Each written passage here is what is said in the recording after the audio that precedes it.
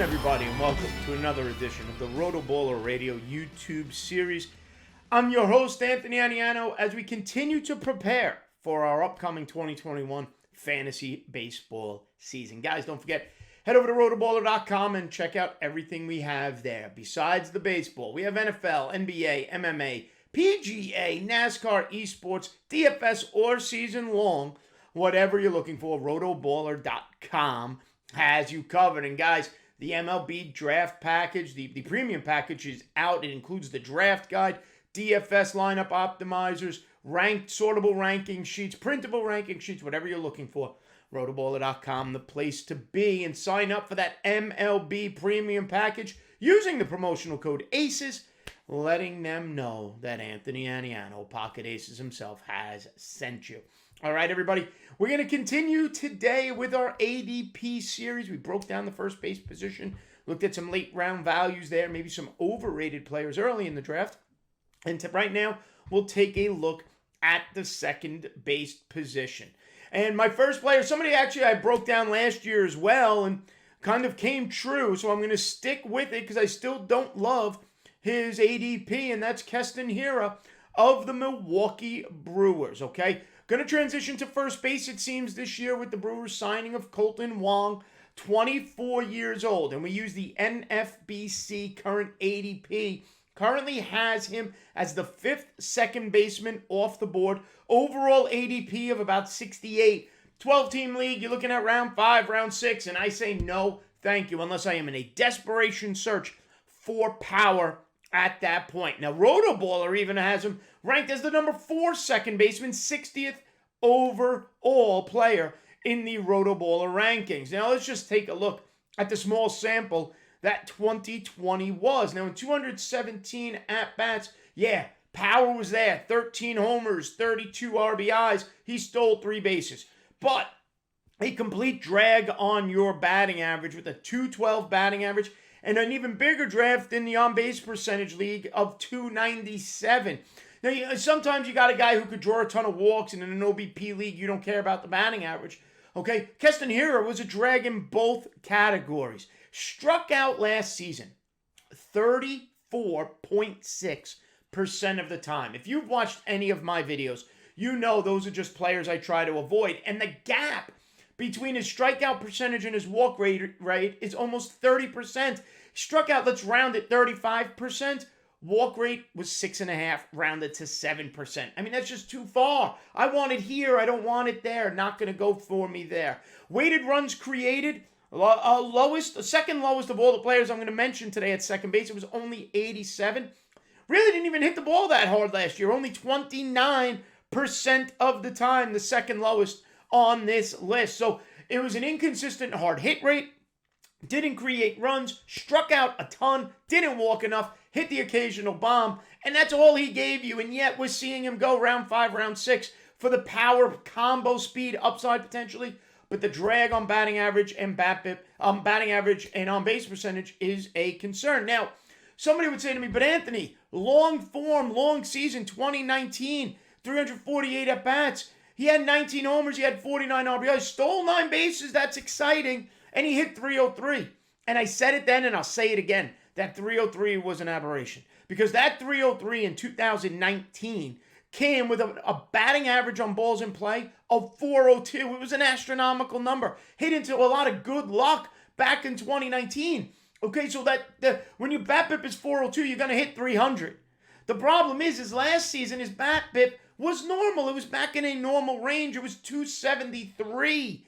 And yet, even with the 273 batting average on balls in play, he can only muster a 212 batting average. Now, keep in mind, that strikeout rate, which I was still aghast at back in 2019, was 30.7%. It actually went up 5% in year 2 from 2019 to 2020. His walk rate went down in year 2 from 7.2 to 6.5.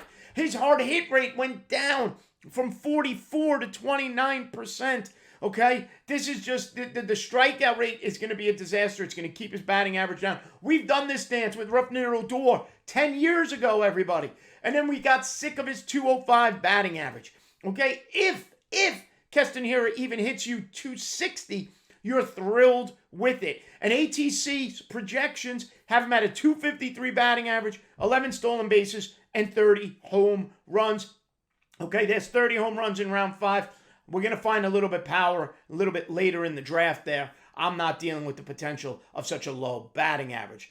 Second baseman on my list, Jeff McNeil. Currently, ADP on NFBC has him at second baseman 8. Currently going around 7, round 8. Now, one benefit of McNeil, 3 positions, second, third base, and outfield. RotoBaller has him at number 9. Okay, 97th overall. And just a better hitter than Keston Hiura. Let's just be honest about that. Has nothing to do with my Mets allegiance. The numbers don't lie.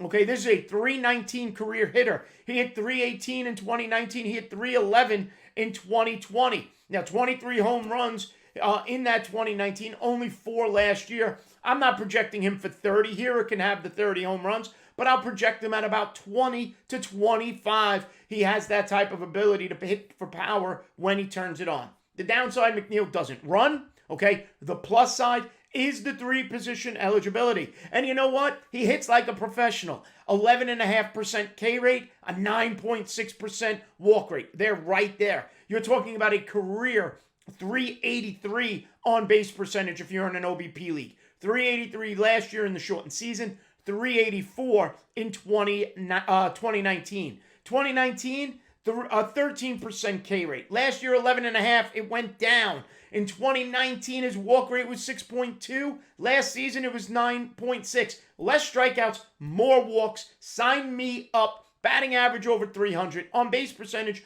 over 380. Weighted run created for his career is at 139. Hits the ball hard for his career about 35% of the time. ATC, I think, has his batting average too low. He has it at 293, 18 homers, 74 RBIs. I have a little bit higher ranking than that. I have him over 20 and over 300. But keep in mind, second, third, outfield. That means middle, corner, infield. There's a lot of versatility with Jeff McNeil. Now, if you're willing to sacrifice power, if you're looking for a middle infield option, because that's now where we are. If we want a middle infield option, take a look at Minnesota at Luis Arraez. Okay, I probably mispronounced his last name. All right, 23 years old, second season of his career last season.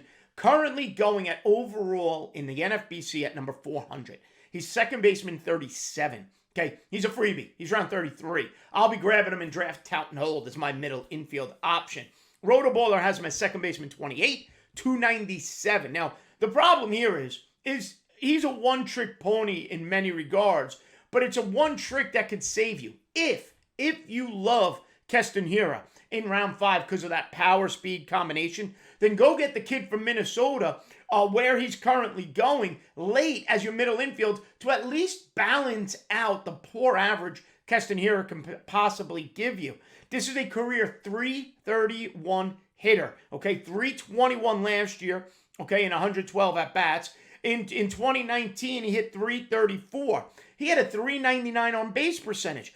I love McNeil's strikeout rate. This kid's is even better. 9% last year, 8% in 2019. He had a higher walk rate than strikeout rate in 2019. Last season, the walk rate was at 6.6%. And a higher weighted runs created plus than Keston Hiura last year at 111. So even with no home runs, even with no stolen bases, okay, more runs created by Luis Arraez of the Minnesota Twins than by Keston Hiura of the Milwaukee Brewers. Doesn't hit the ball hard, only 28% of the time. But remember, Hiura only hit it hard 29% of the time last year. So that neutralizes one another as well, okay? ATC has him projected at 312 with a 367 on-base percentage. So he is an asset there. Not much power to speak of. You get 5 home runs, you're thrilled. He's not going to run. Not going to drive in a ton of runs. Maybe 40, 50 RBIs. Should score runs at the top of that Minnesota lineup, however. But he's a batting average balancer, as I like to refer to it, late in the draft, if you decide to go heavy slugger, low batting average player early on, like a Keston Hiura. My final player here today to mention is out of Colorado, and that's Ryan McMahon. Okay, a power hitter with a low batting average at a much more discounted rate than potentially Keston Hiura. 26 years old. Again, talk about eligibility. First, second, third means middle and corner infield option. Should bat in the middle of that Rocky lineup now with Arenado gone. Okay, should be settled in as the number 4 hitter. Number 23, second baseman in NFBC. Currently going about round 20, overall 242. Okay, number 23 at RotoBaller. He's a corner infield, middle infield option, power play, late round second baseman if you're looking for cheap pop. Last year in 172 plate appearances, 9 home runs. He hit only 215 though with the on-base percentage of 295. That's why I don't mind the comparison to Keston Hiura a bit. Doesn't run, however. It's a high strikeout rate, 34%, 9% walk rate. In 2019, 532 plate at-bats, 24 homers, 83 RBIs. Okay? Does, however, a power run-producing ability to him.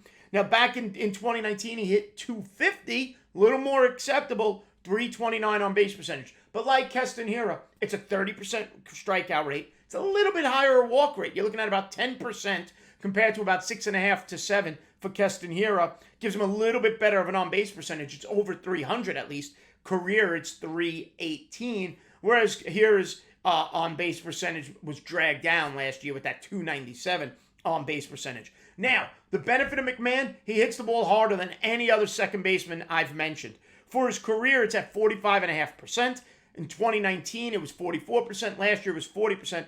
Only player mentioned who's consistently over 40%, and you're getting him in round 20.